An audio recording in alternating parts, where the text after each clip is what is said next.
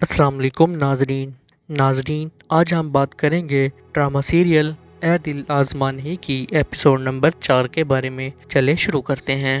کہانی ایک جذباتی لمحے سے شروع ہوتی ہے جہاں میرا اپنے دل کا بوجھ اپنے باپ بہروز کے سامنے رکھ رہی ہوتی ہے۔ وہ کہتی ہے کہ انہوں نے کبھی یہ جاننے کی کوشش ہی نہیں کی کہ گل نے کتنے ایوارڈز جیتے یا وہ کس چیز میں اچھی تھی، کیونکہ انہوں نے کبھی اپنی بیٹیوں کو سمجھنے کی کوشش ہی نہیں کی۔ میرا کو خود بھی حیرت ہوتی ہے کہ وہ یہ سب باتیں کیوں کر رہی ہے، کیونکہ اسے معلوم ہے کہ اس کے باپ کے پاس ان کی بات سننے کا وقت کبھی نہیں رہا۔ بہروز میرا کی حالت دیکھ کر ایک عجیب سا حل پیش کرتا ہے اور کہتا ہے کہ اسے جلد شادی کر لینی چاہیے تاکہ وہ اس دکھ اور تنہائی سے نکل سکے۔ میرا بھی مایوسی میں اس بات سے اتفاق کر لیتی ہے اور کہتی ہے کہ شاید یہی اس کے لیے بہتر ہے کہ وہ اس گھر کو چھوڑ دے، کیونکہ گل کے بعد اس کا اس گھر میں کوئی نہیں ہے۔ وہ صاف کہتی ہے کہ جگہ اسے گھر نہیں لگتی، کیونکہ گھر وہ ہوتا ہے جہاں اپنوں کا ساتھ ہو، جہاں کسی کے درد کو دوسرا بھی محسوس کرے، مگر یہاں ایسا کچھ نہیں ہے۔ وہ کہتی ہے کہ گل چلی گئی اور اب وہ بھی چلی جائے گی اور اس کے جانے سے کسی کو کوئی فرق نہیں پڑے گا، نہ ہی اس کے باپ کو۔ اسی دوران اسفند میرا کو گال کرتا ہے اور دونوں کے درمیان ہلکی سی گفتگو ہوتی ہے، مگر میرا زیادہ بات نہیں کرتی اور کال ختم کر دیتی ہے۔ اس کے فوراً بعد وہ اپنے باپ سے ایک بار پھر دل کی بات کہتی ہے کہ انہوں نے ہمیشہ انہیں انیزہ سے کم سمجھا، جیسے وہ صرف اسی کے باپ ہوں۔ وہ واضح کرتی ہے کہ ان کی ماں کی موت میں ان کا کوئی قصور نہیں تھا، مگر اس کے باوجود بہروز نے ہمیشہ ان سے فاصلہ رکھا، جس کی وجہ سے وہ دونوں بہنیں اس گھر میں ایک زندہ لاش کی طرح پلتی رہیں۔ میرا کہتی ہے کہ یہی بے روحی اور ناانصافی گل کی ذہنی حالت خراب ہونے کی اصل وجہ ہے۔ یہ سب سن کر بہروز کو پہلی بار اپنی غلطی کا احساس ہونے لگتا ہے۔ وہ خود سے اعتراف کرتا ہے کہ اس نے جانے انجانے میں اپنی بیٹیوں کے ساتھ بہت ظلم کیا اور انہیں خود سے دور رکھا، مگر اب وہ سمجھ نہیں پا رہا کہ یہ سب کیسے ہو گیا۔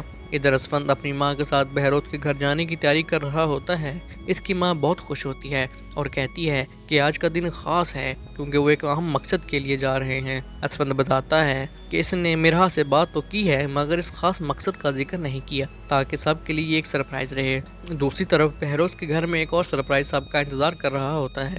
کچھ لوگ میرا کے لیے رشتہ لے کر آ جاتے ہیں۔ سب لوگ خوشی سے میرا کو بلاتے ہیں اور اس کی تعریف کرتے ہیں، مگر اچانک ماحول اس وقت بدل جاتا ہے جب اسفند کی ماں وہاں پہنچتی ہے اور وہ اس رشتے کو روک دیتی ہے اور وہ واضح کرتی ہے کہ وہ یہاں کسی اور مقصد کے لیے آئی ہے۔ وہ سب کے سامنے اعلان کرتی ہے کہ وہ میرا کا رشتہ اپنے بیٹے اسفند کے لیے مانگنے آئی ہے۔ وہ کہتی ہے کہ ہمیشہ سے اس کی خواہش تھی کہ میرا اس کے گھر کی بہو بنے۔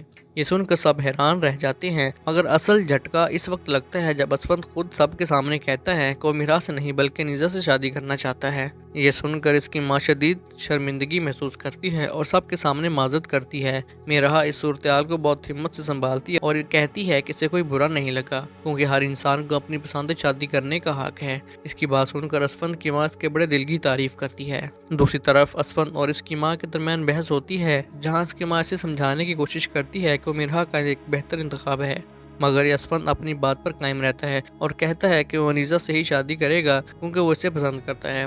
یہ سب سن کر میرا اندر سے ٹوٹ جاتی ہے، مگر وہ اپنے جذبات کو چھپانے کی کوشش کرتی ہے۔ اس کی دوست اس سے کہتی ہے کہ وہ اپنے دل کی بات ظاہر کرے، مگر میرا اسے اپنی خودداری کا مسئلہ بنا کر خاموش رہتی ہے اور کہتی ہے کہ وہ کبھی کسی کے سامنے اپنے جذبات کا اظہار نہیں کرے گی۔ ادھر انیزا اس صورتحال کو ایک موقع کے طور پر دیکھتی ہے۔ وہ جانتی ہے کہ میرا اسفند کو پسند کرتی ہے اور وہ فیصلہ کرتی ہے کہ وہ اس موقع کا استعمال کر کے میرا کو تکلیف دے گی، چاہے اس کے لیے اسے اسفند سے شادی کا ڈرامہ ہی کیوں نہ کرنا پڑے۔ حالانکہ وہ اصل میں شارق کو پسند کرتی ہے۔ اسفند انیزا کو کال کر کے اسے اپنی بات کرتا ہے اور معذرت کرتا ہے کہ اس کی ماں کی وجہ سے غلط فہمی ہوئی، مگر انیزا چلاکی سے کہتی ہے کہ وہ اپنے والدین کے فیصلے پر چھوڑ دے گی، جس سے صورتحال مزید پیچیدہ ہو جاتی ہے۔ گھر میں بہروز اور شیری اس رشتے پر بات کر رہے ہوتے ہیں اور وہ اس بات پر متفق ہوتے ہیں کہ اسفند ایک اچھا لڑکا ہے، مگر ساتھ ہی یہ بھی فیصلہ کرتے ہیں کہ وہ میرا کی عزت نفس کو نظر انداز نہیں کریں گے، کیونکہ اس کے سامنے اسفند نے اسے رد کیا ہے۔ ادھر اسفند اپنی ماں کو قائل کرنے میں کامیاب ہو جاتا ہے کہ وہ انیزا کے رشتے کے لیے مان جائے۔ اس کی ماں آخرکار اس کی خوشی کے لیے ہاں کر دیتی ہے، حالانکہ اس کا دل اب بھی میرا کو بہو بنانے کا خواہش مند ہوتا ہے۔